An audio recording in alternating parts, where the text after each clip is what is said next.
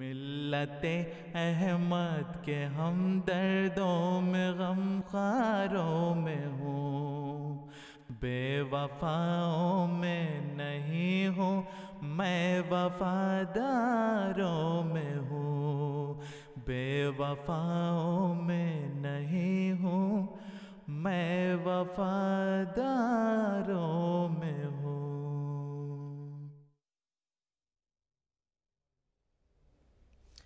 بسم اللہ الرحمن الرحیم۔ ناظرین اکرام، السلام علیکم ورحمۃ اللہ وبرکاتہ۔ پروگرام تاریخی حقائق کے ساتھ آپ کی خدمت میں حاضر ہیں۔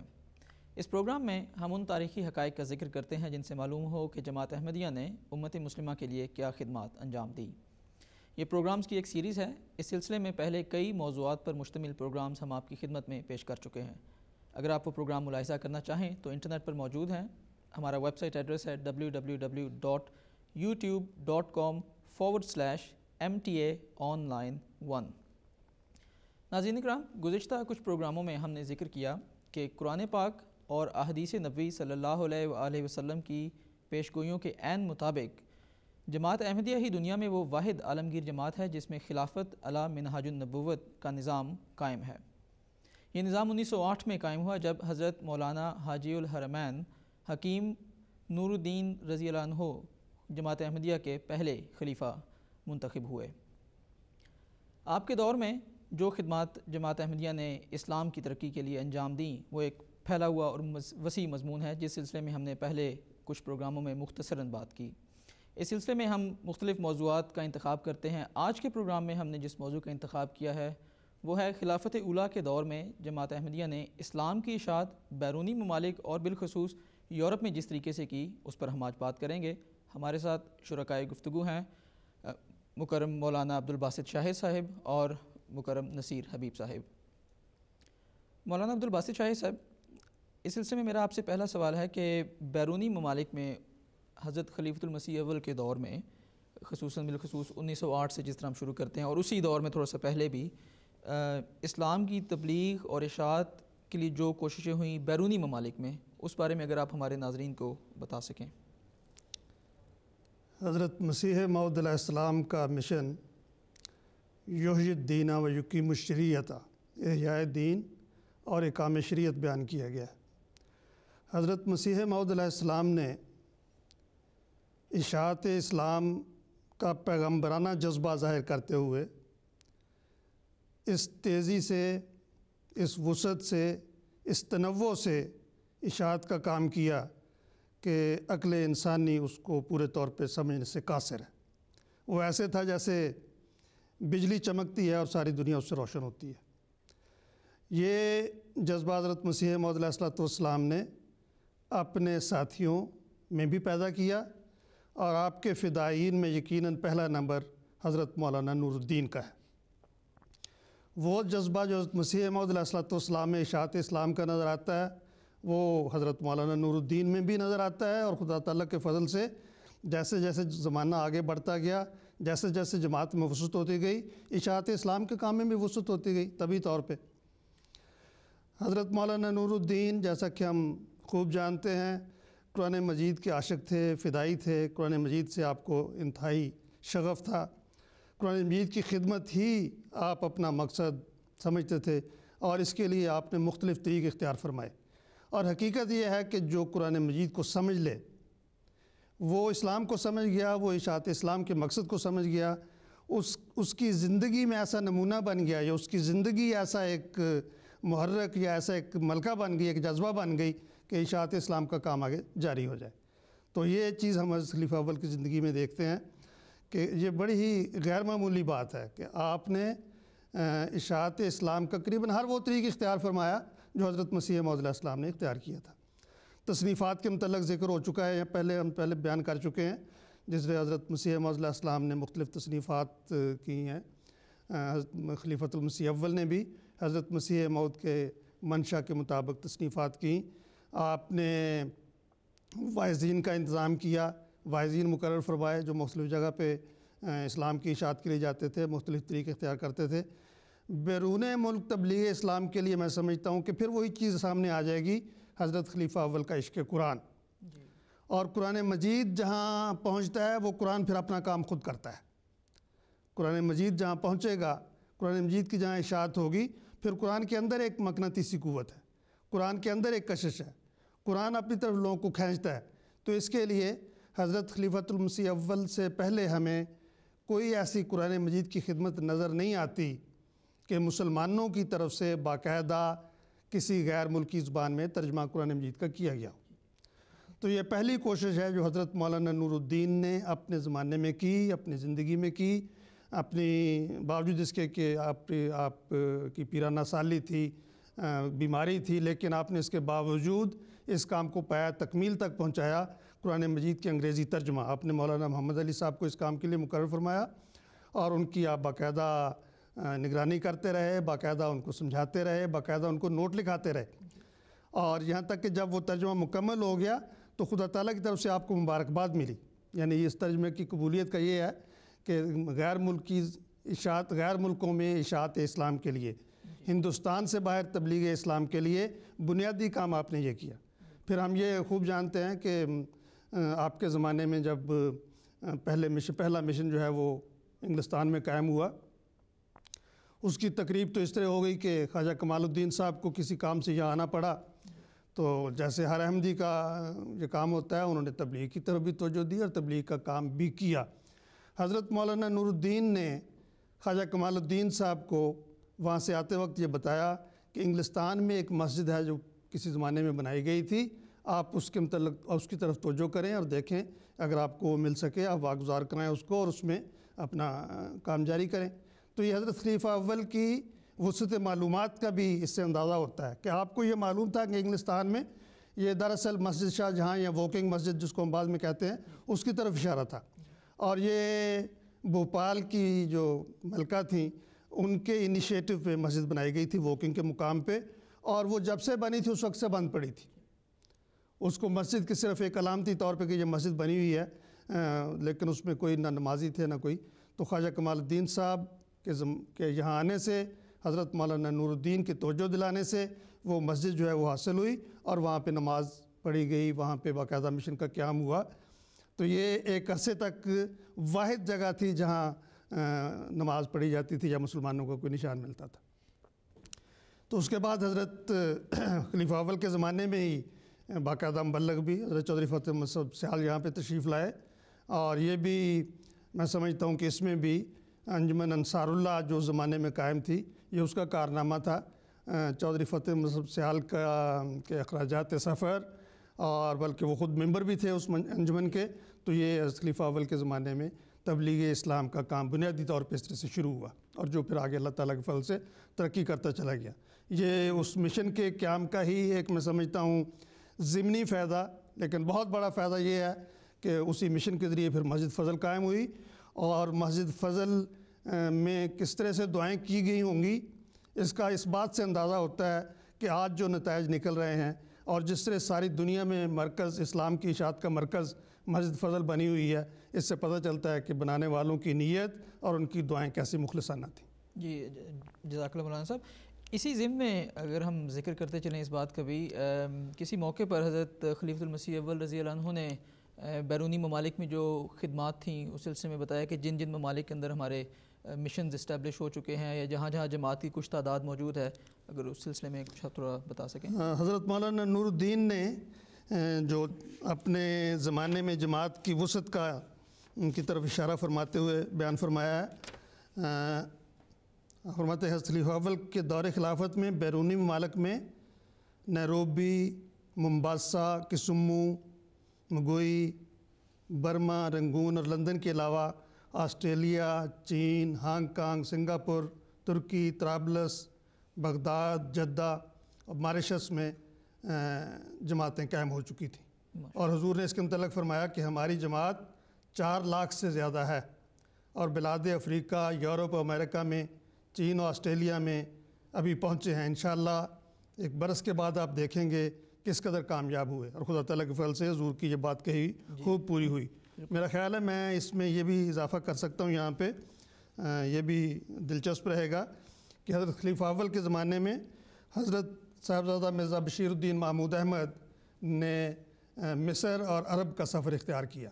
آپ مصر اور عرب تشریف لے گئے, اس میں آپ کو حج کی سعادت بھی حاصل ہوئی اور آپ نے ہر جگہ تبلیغ اسلام کے مواقع سے خوب فائدہ اٹھایا, اور اس کی وجہ سے اسلام کا نام, جماعت کا نام اور حضرت مسیح موعود علیہ الصلوۃ والسلام کی آمد و بست کا باقاعدہ ذکر ہوا, اور لوگوں نے بڑی دلچسپی سے ان باتوں کو سنا اور ان سے اثر لیا. جزاکم اللہ مولانا صاحب. اور خاص طور پہ یہ اگین میں اشارہ کرتا جاؤں گا, زبانی لحاظ سے 1908 اور 14 کے درمیان یہ تمام جو کام ہوا تھا اشاعت اسلام کی تبلیغ کا. مکرم نصیر حبیب صاحب, جس طرح ہم نے ابھی دیکھا مولانا صاحب نے بڑی وضاحت کے ساتھ ہمیں بتایا کہ اس دور میں اسلام کی اشاعت بیرونی ممالک میں کس طریقے سے ہو رہی تھی. اگر ہم تھوڑا سا فوکس کریں یورپ کے بر اعظم کے اوپر اس دور میں, کیونکہ یورپ کا بالخصوص برطانیہ کے حساب سے بہت زیادہ عمل دخل تھا بر صغیر میں بھی اس دور میں, اور جو دوسرے مسلمانوں کے علماء تھے یا دوسرے جو فرقہ جات تھے ان کی طرف سے اور حضرت مسیح موعود علیہ السلام کے آنے سے پہلے اسلام کی اشاعت کے بارے میں کیا خدمات ہوئیں, ذرا اگر آپ تاریخی لحاظ سے ہمیں اس بارے میں بتا سکیں پلیز. بسم اللہ الرحمن الرحیم. اصل میں اسلام تو اس وقت ایسے فیز سے گزر رہا تھا حضرت مسیح موعود علیہ الصلوۃ والسلام سے پہلے کہ وہ ڈیفنس پہ تھا, ڈیفینڈ کر رہے تھے لوگ, کیونکہ اتنی یلغار تھی پولیٹیکل, اتنا وہ ڈومیننس تھی ویسٹ کی, اور ساتھ فکری یلغار بھی ایسی تھی کہ جیسے غالب نے کہا کعبہ میرے پیچھے ہے کلیسا میرے آگے, وہ تو اپنا ڈیفنس کر رہے تھے.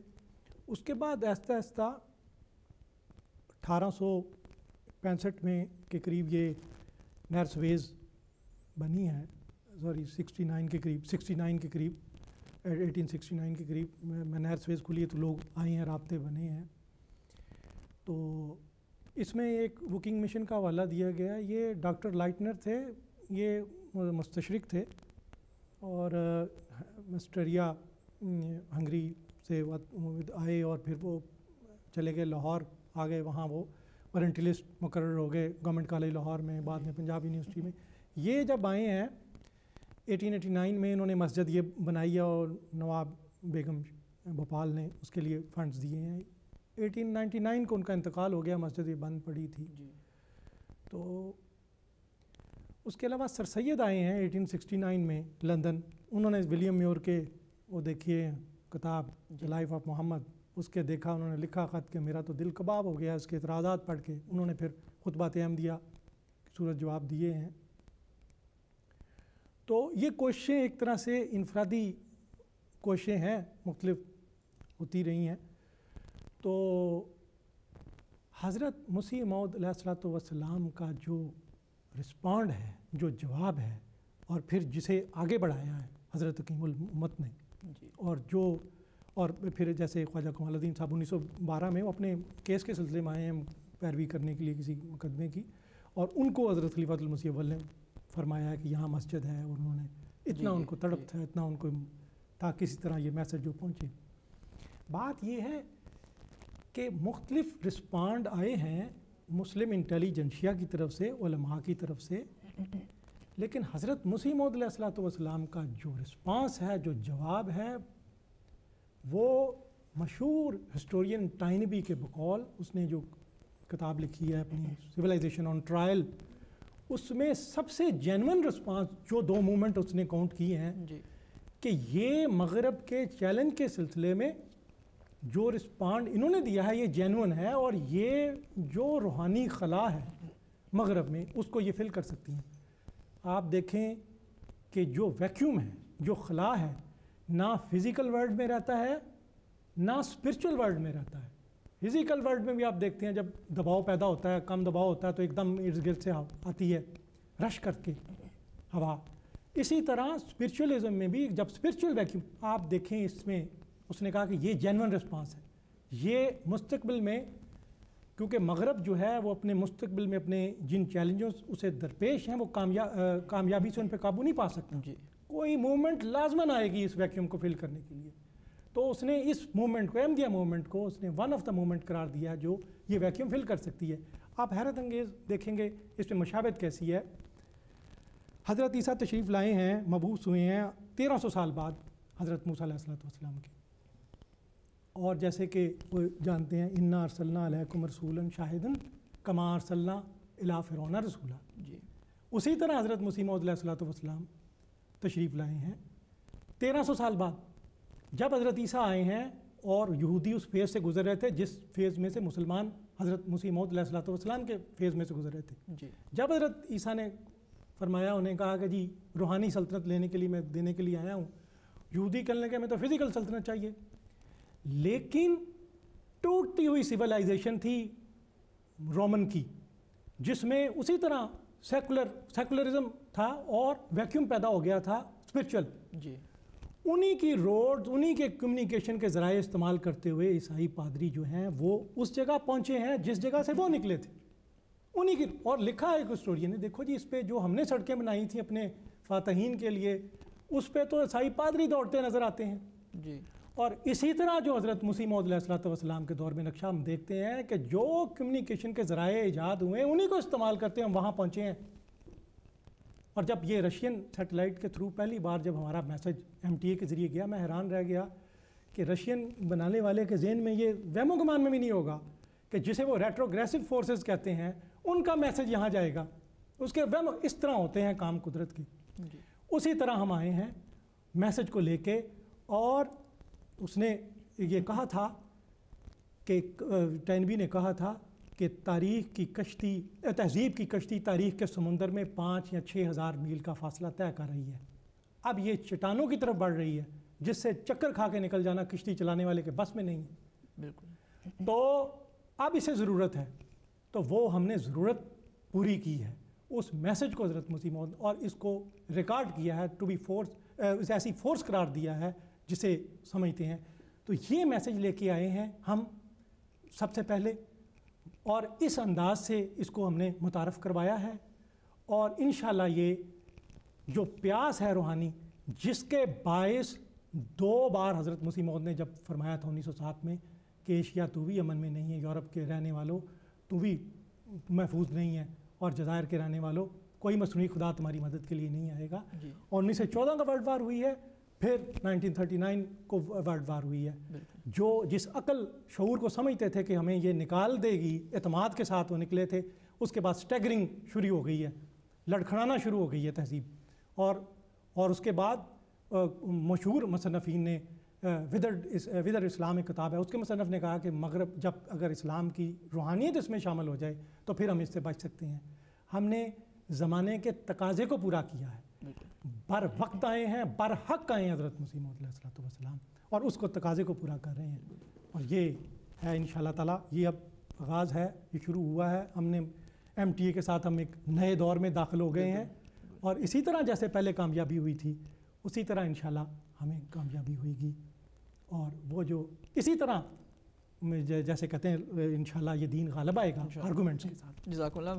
مولانا عبدالباسط شاہ اس طرح بڑے تاریخی دلائل کے ساتھ مکرم نصیر حبیب صاحب نے اس پہ روشنی ڈالی۔ آج کے دور میں بھی ہم دیکھتے ہیں کہ ٹھیک ہے مختلف علماء کی طرف سے کوششیں تو ہو رہی ہیں، لیکن پھر وہی بکھری بات ہے، مختلف علماء جو ہیں وہ مختلف نظریہ فکر پیش کر رہے ہیں، مغرب کے سامنے، بیرونی ممالک کے سامنے، اور دوسرے علماء جو ہیں وہ کوئی اور بات کر رہے ہیں۔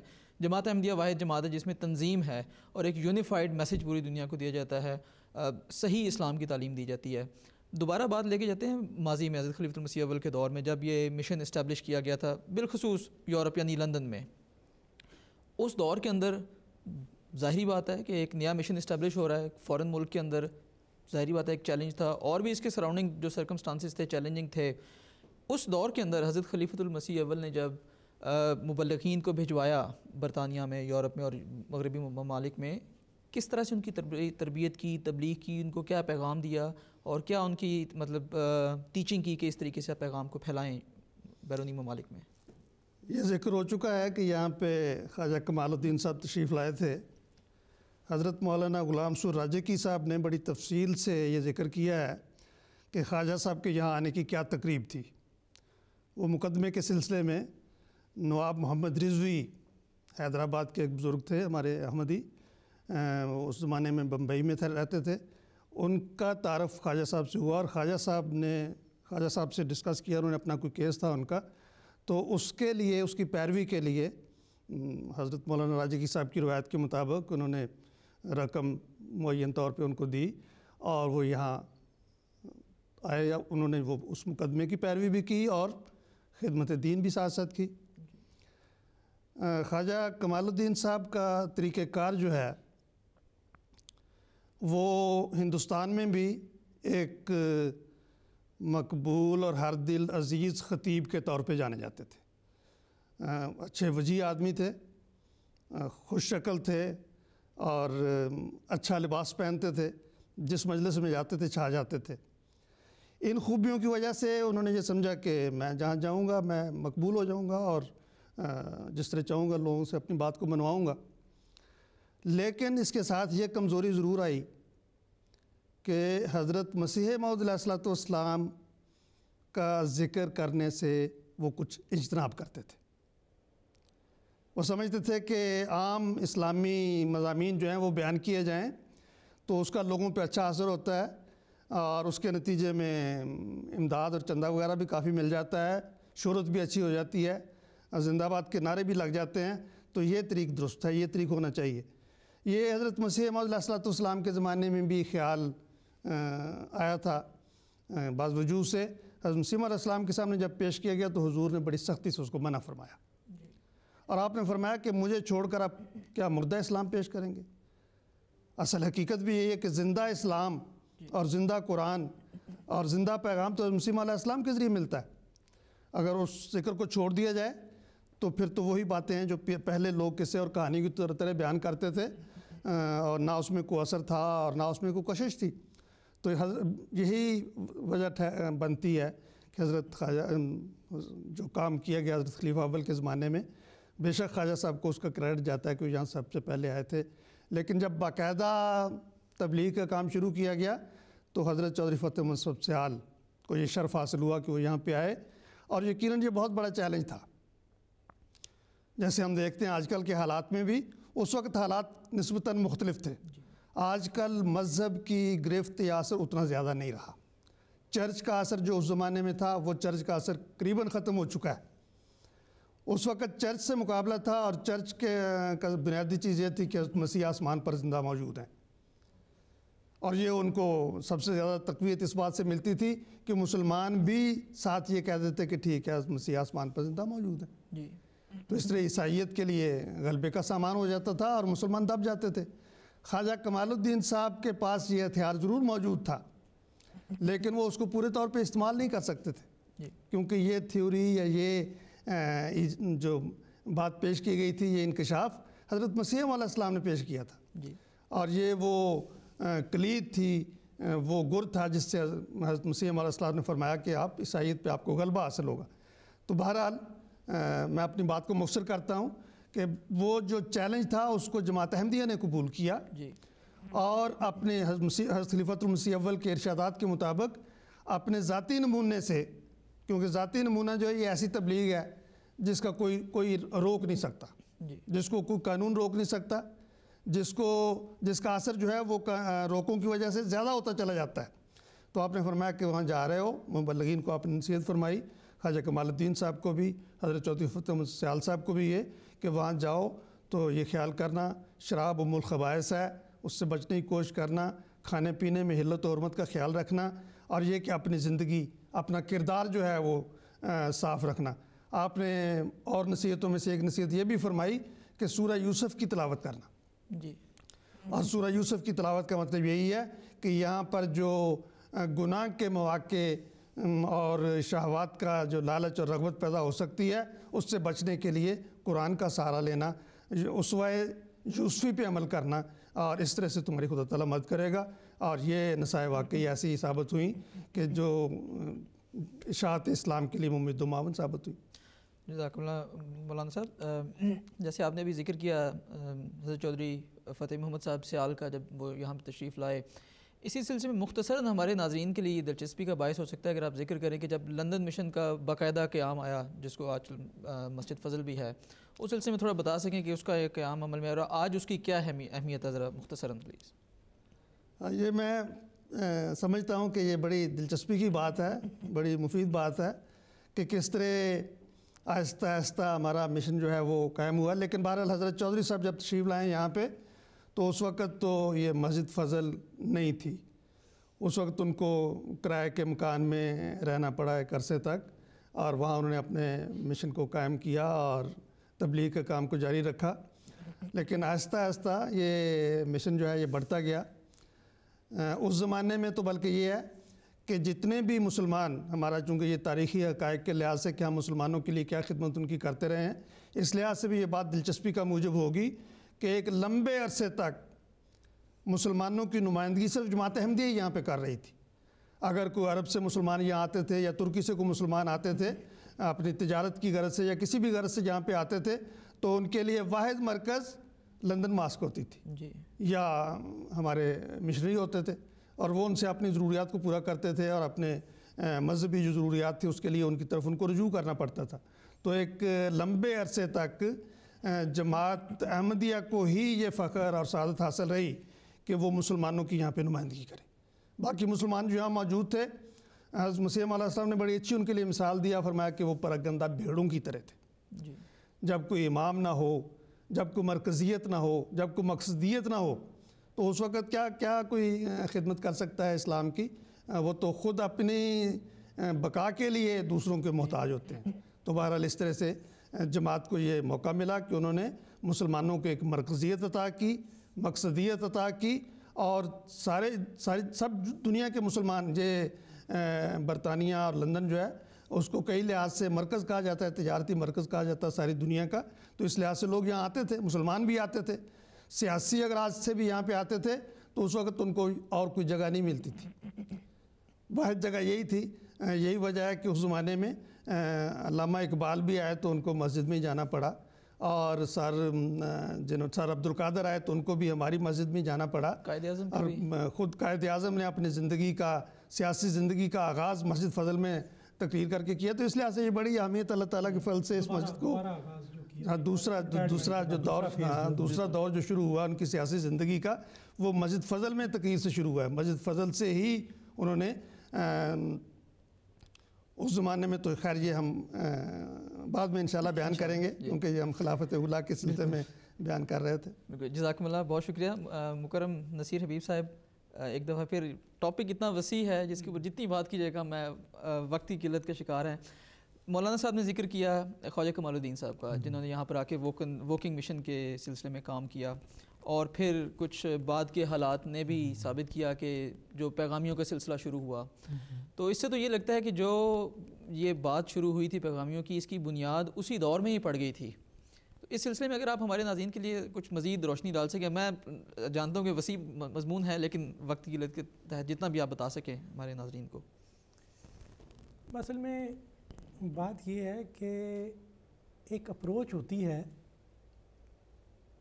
और वो मतलब बाज़ चीज़ों पे इंसान मुतफ़िक होता है बुनियाद पे, और बाज़ अप्रोचेज़ होती हैं बंदा कहता है ये बात यूँ होनी चाहिए, यूँ। असल में ये इनके जहन में ये था, जो अप्रोच कार फरमा ये थी कि हज़रत साहब ने जो हमें इल्मुल कलाम दे दिया है, और इस इल्मुल कलाम देखें, ख्वाजा कमालुद्दीन साहब ये ईसाई होने लगे थे, इत्तफाक से बराहीन अहमदिया पर नज़र पड़ गई और सफ़े, और फिर वो उसके शहर से निकल आए और इन्होंने पक्के मुसलमान हो गए, और उन्होंने फिर खिदमत भी की, तकारीर भी की। इल्मुल कलाम का बहुत बिलाशुबा बहुत असर था, और अक़ली रंग में हुजूर ने जिस तरह इस्लाम को डिफेंड किया है वो बेमिसाल है जी, उसकी कोई मिसाल नहीं मिलती। उस दौर का हर इंटेलेक्चुअल मुतासर हुआ है, अल्लामा इकबाल भी मुतासर हुए हैं और लोग भी मुतासर हुए हैं, और आखिर में सर सैयद ने जब ख़त व किताबत की हज़रत खलीफातुल मसीह अव्वल से, उन्होंने भी कहा है, आखिर में ये कहा है कि बुजज़ दुआ के अल्लाह ताला की तईद के कुछ भी नहीं हो सकता, हालांकि पहले वो कुछ और कहते थे। तो इनकी ये अप्रोच थी कि इल्मुल कलाम मिल गया है, इसके बलबूते पे हम मुसलमानों को इकट्ठा कर सकते हैं, ईसाईयत का जवाब दे सकते हैं, और मुसलमानों का जो एहया है इनको यूनिटी पैदा करके, और इनको जनरल जो है मेन स्ट्रीम के साथ हमें चलना चाहिए, जो मरकज़ी धारा है उसमें शामिल हो जाएं। لیکن وہ کہتے ہیں زخم دل آپ کی نظروں سے بھی گہرا نکلا. وہ بہت گہرائی میں تھا. جی وہ جو اسباب تھے بڑی گہرائی میں تھے. تو آپ دیکھیں یہاں خلافت کا مسئلہ ہے. جو 1919 میں خلافت کا وفد ملا ہے جا کے وائسرائے کو، جس میں گاندھی جی بھی تھے، قائد اعظم بھی تھے اور بھی تھے، اس میں مولانا محمد علی صاحب بھی تھے. جی اس خلافت پہ آپ کو اختلاف تھا کہ نہیں ہونی چاہیے. تو اس خلافت جو پرانا انسٹیٹیوشن ہے اس کو گئے تھے. تو ان کی اپروچ یہ تھی کہ افسوس اس بات کا ہے کہ اسلام کو مغرب کا امپیکٹ اتنا بڑا ہے کہ اگر حضرت مسیح موعود علیہ الصلوۃ والسلام نہ آتے تو اسلام کو اسلام کے رنگ میں کوئی نہ سمجھتا. اسلام کو مغرب کے حوالے سے سمجھا جاتا، مغرب کی ٹرمنالوجی میں اسلام کو سمجھا جاتا. اور یہ حضرت مسیح موعود کا آپ ان کی تحریر اٹھا کے دیکھ لیں، کوئی مثال آپ کو نہیں ملے گی کسی اور کی. جی اس نے کہا، جی ولیم میور نے کہا، جی کارلائل نے یہ کہا. جی اور بھائی اسلام خود ایک شان ہے اس میں. بالکل. ان کے ذہن میں یہ تھا کہ کس طریقے سے یہ علم الکلام کے ذریعے سے ہم کر دیں مسلمانوں کے مین دھارے میں. دیکھیں اگر آپ اور نام نہیں لیتے تھے مسیح موعود علیہ الصلوۃ والسلام کا، وہ چاہتے تھے کہ اسے کنٹروورشل نہ بنایا جائے، آہستہ آہستہ لوگوں کو خود ہی پتہ چل جائے گا تو وہ لوگ شامل ہوئے. لیکن اس اپروچ کا کیا فائدہ ہوا؟ 1960 میں بکنگ مشن کو انہوں نے مینشن نہیں کیا اہمیت، 60 میں انہوں نے خالی کروا لیا. جی اسی طرح انہوں نے جوں یہ پھیلتی گئی، نیچے آتی گئی، لوگ زیادہ مائیگریٹ ہو کے ادھر آئے، مسلمان انہوں نے لے لیا. فائدہ کیا ہوا؟ بات یہ ہے جو بات جینون ہے وہ اب یہ دیکھیں آپ کہ اس سوچ کے مسلمانوں کی سوچ اس نقطے کے گرد گھومتی ہے کہ جو ہمارا افلاس ہے، ہمارا جو زوال ہے، وہ یہ کوئی صلاح الدین پیدا ہو جائے، تلوار نکالے، ڈنڈا نکالے، بس مارے. لیکن یہ بات نہیں ہے. بالکل. یہ اسپرچولی ہمیں گزرنا ہے اپنے. تو اس وجہ سے ان کے ذہن میں یہ تھی، انجمنوں کا زمانہ تھا کہ انجمن جو ہے وہ بنائی جائے، اس زیادہ اثر تھا. اور یہ تھا کہ یہ جو خلافت کا انسٹیٹیوشن قائم ہوا ہے اس کی ضرورت نہیں ہے. ایک مسئلے میں ہم تھے ایک وقت، بھئی آپ خود ہی گھبرائے ہیں اس وقت جب حضرت مسیح موعود علیہ الصلوۃ والسلام کا وصال ہوا ہے، گھبرائے ہیں. سب سے زیادہ کوشش انہوں نے کی ہے کہ کوئی حضرت خلیفۃ المسیح اول کی بیعت جو ہے وہ کروائی جائے. مکرم نصیر صاحب جزاکم اللہ. معذرت کے ساتھ یقیناً آپ کے پاس بہت کچھ ہوگا اس سوال کے جواب میں اور بتانے کے لیے، اور ہمارے ناظرین یقیناً دلچسپی سے اس کا مزید انتظار کریں گے. وقت کی قلت کے باعث اس پروگرام کو ہمیں یہیں ختم کرنا پڑا ہے. ناظرین کرام، اگلے پروگرام میں ہم انشاءاللہ اسی موضوع کو یہاں سے بات کو آگے شروع کریں گے اور اسی موضوع کے اوپر مزید تفصیل کے ساتھ بات کریں گے. میں سب سے پہلے اپنے شرکائے گرامی کا شکریہ ادا کرتا ہوں پروگرام میں تشریف لانے کا. ناظرین کرام، جماعت احمدیہ کی لٹریچر کے بارے میں اگر آپ مطالعہ کرنا چاہیں تو آپ ہماری آفیشیل ویب سائٹ پر جا سکتے ہیں جس کا ایڈریس ہے www.alislam.o.org. اس کی ڈیٹیلز آپ کو آپ کی ٹی وی سکرینز کے اوپر نظر آ رہی ہوں گی. وہاں پر ہماری کتب کا سیکشن ہے، لٹریچر موجود ہے جماعت کا، تاریخی حقائق کے حساب سے تاریخ احمدیت کی کچھ جلدیں بھی آن لائن موجود ہیں، ان سے آپ استفادہ کر سکتے ہیں. آج کے پروگرام کے لیے آپ سے اجازت چاہتے ہیں. السلام علیکم ورحمۃ اللہ وبرکاتہ. ملت احمد کے ہم دردوں میں غم خاروں میں ہوں، بے وفاؤں میں نہیں ہوں میں وفاداروں میں ہوں، بے وفاؤں میں نہیں ہوں میں وفاداروں